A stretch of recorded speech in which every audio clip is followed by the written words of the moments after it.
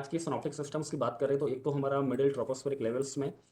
एक पश्चिमी विक्षोभ है जो कि ट्रफ के रूप में देखा जा सकता है। इसके साथ ही लोअर ट्रोपोस्फेरिक लेवल्स में एक साइक्लोनिक सर्कुलेशन है जो कि उत्तरी पश्चिमी राजस्थान के ऊपर बना हुआ है। और एक दूसरा साइक्लोनिक सर्कुलेशन है जो कि हमारा आसाम और उससे लगे हुए जो क्षेत्र है वहाँ पे देखने को देखा जा सकता है। अगर हम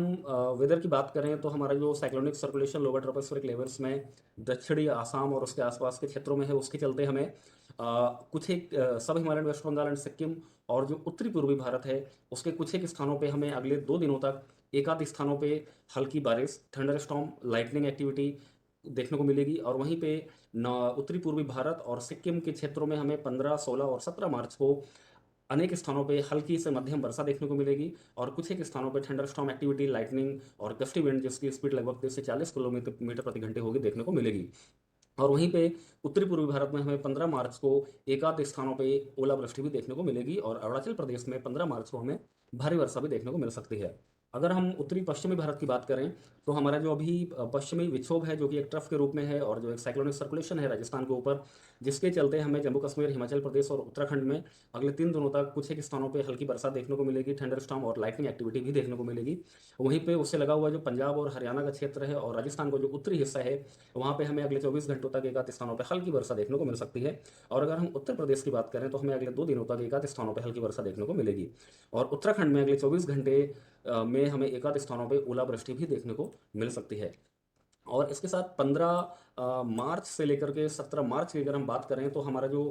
खास करके पेनिसुलर इंडिया है उससे लगा हुआ ईस्ट इंडिया और जो मध्य भारत है वहाँ पे हमारा मिड ट्रोपोस्फेरिक लेवल्स में वेस्टर्लीज और लोअर लोअर ट्रोपोस्फेरिक लेवल्स में पूर्वी हवाएं जो हैं उनके बीच में इंट्रैक्शन होगा। और इस इंट्रैक्शन के चलते हमारा जो खास करके तमिलनाडु, आंध्र प्रदेश, तेलंगाना, कर्नाटक यानी कि जो हमारा साउथ पेनिसुलर इंडिया, उसके अलावा जो हमारा पश्चिमी भारत है और जो मध्य भारत है जैसे कि गुजरात, महाराष्ट्र, मध्य प्रदेश, विदर्भ, छत्तीसगढ़ और जो हमारा उससे लगा हुआ पूर्वी भारत भी है जैसे कि बिहार, उड़ीसा, वेस्ट बंगाल, झारखंड में 15 तारीख, 16 मार्च और 17 मार्च को कुछ एक स्थानों पे हमें हल्के से मध्यम वर्षा देखने को मिलेगी। इसके साथ ही हमें इन सभी क्षेत्रों के यानी कि साउथ पेनिसुलर इंडिया, पूर्वी भारत, मध्य भारत और उससे लगा हुआ जो पश्चिमी भारत है वहाँ पे 15, 16, 17 मार्च को हमें thunder storm activity, lightning activity और गस्टी विंड जिसकी स्पीड लगभग 30 से 40 किलोमीटर प्रति घंटे होगी वो देखने को मिलेगी। और इसके साथ ही जो हमारा उत्तरी पश्चिमी भारत है जैसे कि जम्मू कश्मीर, हिमाचल प्रदेश, उत्तराखंड, पंजाब, हरियाणा और उत्तर प्रदेश और राजस्थान में हमें 16 तारीख और 17 मार्च को भी हल्की से मध्यम वर्षा कुछ एक स्थानों पे, थंडर स्टॉर्म, लाइटनिंग और गस्टी विंड जिसकी स्पीड लगभग 30 से 40 किलोमीटर प्रति घंटे होगी देखने को मिलेगी। अगर हम ओलावृष्टि की बात करें तो हमारा उत्तरी पूर्वी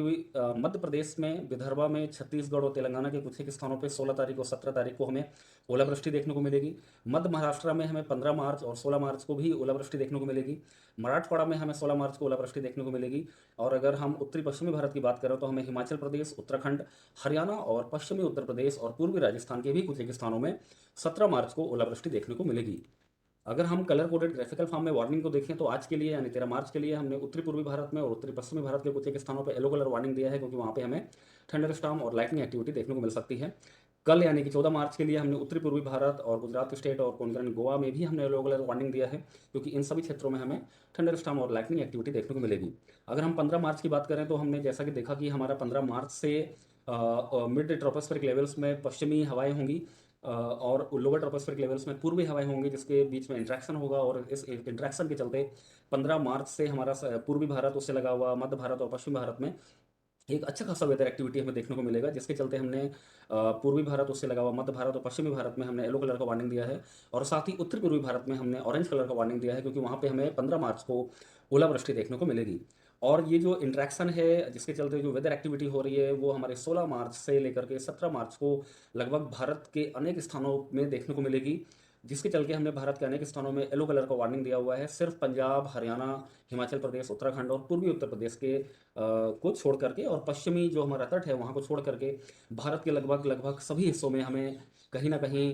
thunder storm activity, lightning activity और गस्टी विंड देखने को मिलेगी 16 और 17 मार्च को, जो कि हमने येलो कलर वार्निंग में दिया है। और इस ग्राफिक